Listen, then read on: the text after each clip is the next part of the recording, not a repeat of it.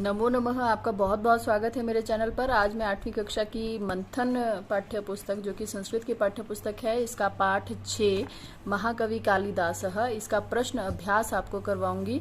इसके अलावा यदि आपको इसी पाठ्य पुस्तक के किसी और पाठ का अनुवाद या कोई प्रश्न अभ्यास करना हो तो मुझे कमेंट करके ज़रूर बताइएगा। आपकी सारी समस्याओं का हल इसी चैनल पर आपको मिलेगा।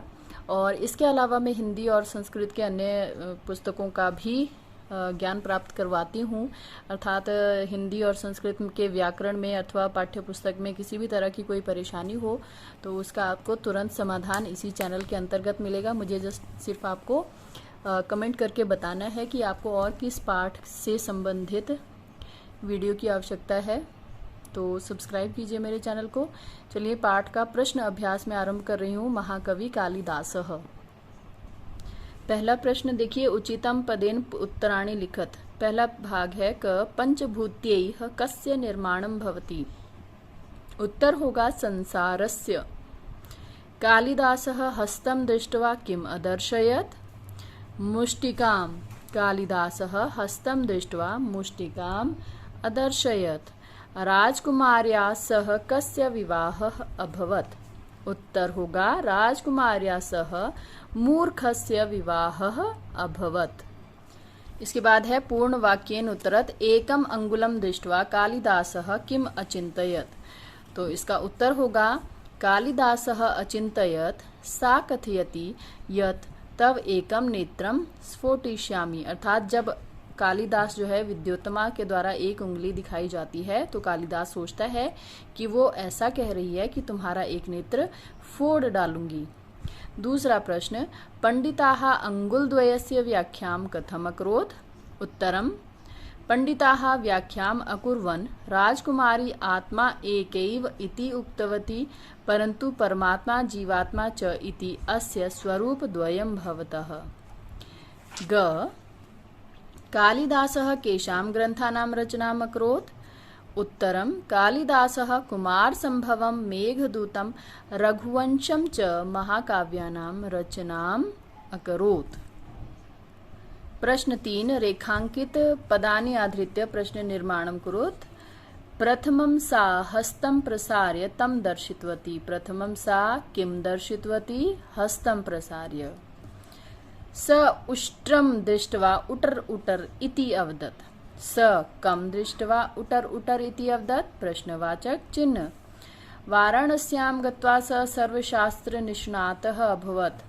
कुत्र गत्वा स सर्वशास्त्र निष्णातः अभवत्। प्रश्नवाचक चिन्ह लगाना जरूर याद रखें। अभिज्ञान शाकुंतलम संपूर्णे संसारे प्रसिद्धः अस्ति। किम संपूर्णे संसारे प्रसिद्धः अस्ति। स्वभाग्यं निन्दन्ति राजकुमारी तं गृहात् बहिष्कृतवती। किं कुर्वन्ति राजकुमारी तं गृहात् बहिष्कृतवती। प्रश्न 4 में देखिए, निम्न शब्दानां मूल शब्द विभक्ति लिंगम वचनम च लिखत। मूल शब्द विभक्ति लिंग और वचन आपको बताना है। जैसे मुष्टिकाम, यहाँ पर मुष्टि ही या मुष्टिका मूल शब्द है, द्वितीय विभक्ति है। और अगर यहाँ पर मुष्टिका मूल शब्द है तो ये स्त्रीलिंग है और एक वचन है। राजकुमार्या राजकुमारी मूल शब्द है, तृतीय विभक्ति स्त्रीलिंग है, एक वचन। अंगुलम अंगुल है, द्वितीय विभक्ति नपुंसक लिंग, एक वचन।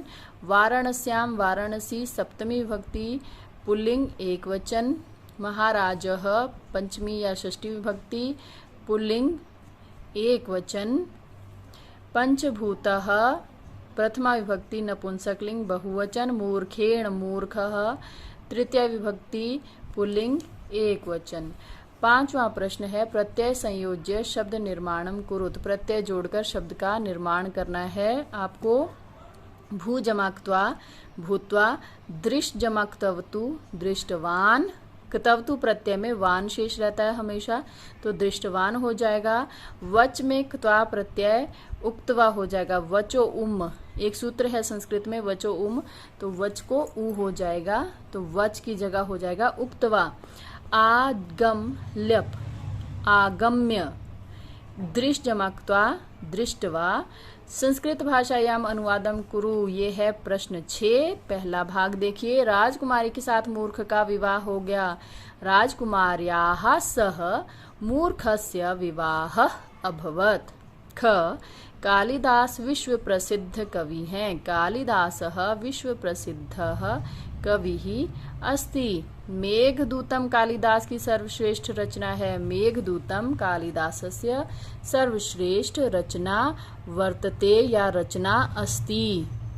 घ उनकी पत्नी विदुषी थी। तस्य भार्या विदुषी आसीत्। विद्वानों ने उसके संकेतों की व्याख्या की। विद्वांसः तस्य संकेतानां व्याख्याम अकुर्वन्। इसके साथ ही यह अध्याय समाप्त होता है। वीडियो को अंत तक देखने के लिए आपका बहुत बहुत धन्यवाद।